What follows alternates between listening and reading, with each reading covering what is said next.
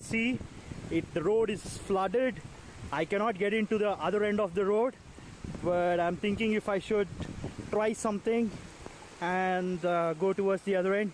But it looks pretty dangerous right now because I don't know if there's any road in between. I hope you guys can see. Oh, you can see here. So this is the condition. That's the other end of the road, and it's raining crazily over here. And so you can see this is the Kali river, and it is flooded, and we are stranded. So we do not have a way to go, but we are hoping that the water will recede and we would be able to go back on the other end.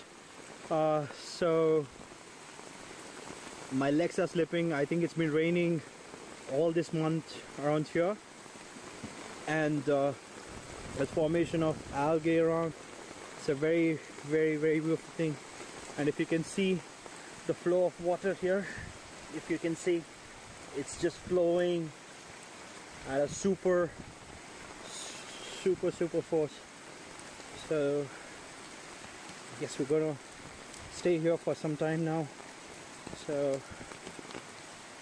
hoping to find an alternative route.